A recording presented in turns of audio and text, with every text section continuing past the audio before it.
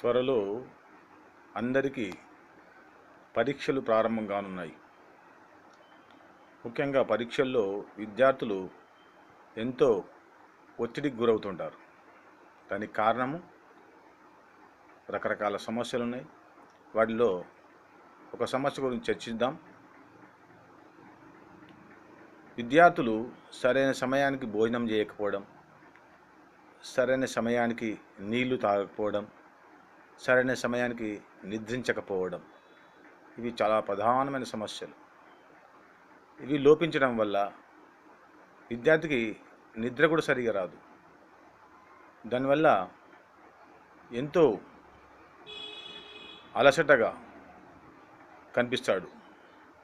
అంతేకాకుండా నిద్ర లేకపోవడం వల్ల మరుసటి రోజు విద్యాలయానికి వెళ్ళినా, కాలేజీకి వెళ్ళినా చదువుకోవాలనే బుద్ధి పుట్టదు. ఉత్సాహంగా ఉండడు, నిరుత్సాహంగా ఉంటాడు. కాబట్టి ఇవి దూరం చేయడానికి చక్కని ఉపాయాలు మనం ఆలోచిద్దాం. అందులో ఒత్తిడికి ప్రధానమైన కారణము పిల్లలు లేదా విద్యార్థులు సరిగా నీళ్లు తాగకపోవడం. రెండవది ఆక్సిజన్ తగినంత పీల్చకపోవడం. చూడండి, మెదడు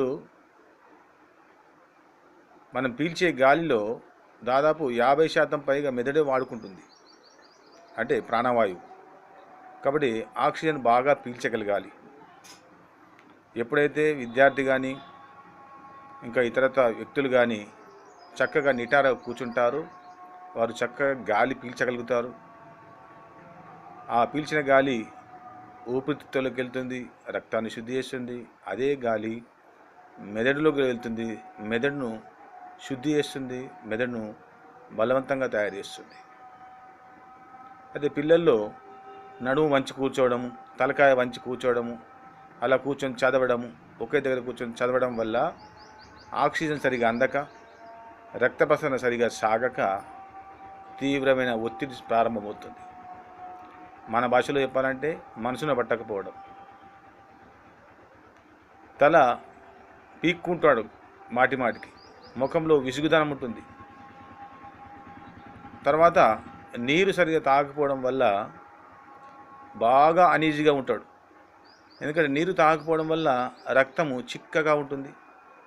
చిక్కనైన రక్తము మెల్లగా ప్రవహిస్తుంది.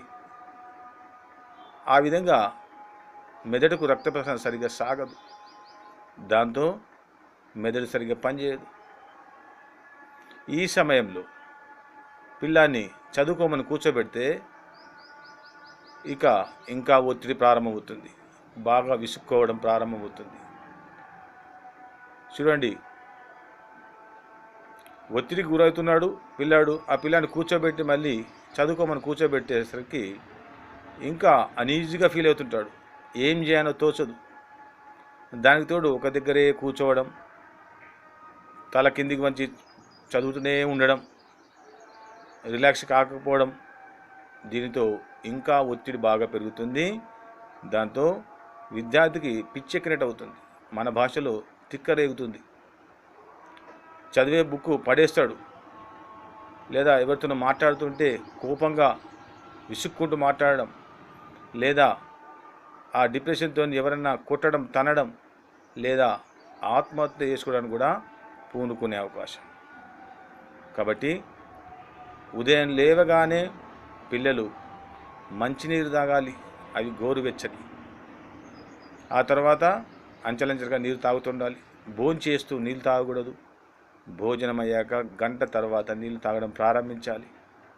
రాత్రి 7 గంటలకు భోజనం కానిచ్చి నిద్రపోవాలి. పొద్దున 3 గంటలకు లేచి చదువుకునే ప్రయత్నం చేయాలి.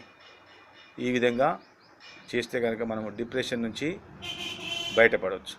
లేకుంటే తీవ్రమైన డిప్రెషన్, ఒత్తిడి, అది శరీరంపై కూడా ప్రభావం చూపే అవకాశం ఉంది. ఓం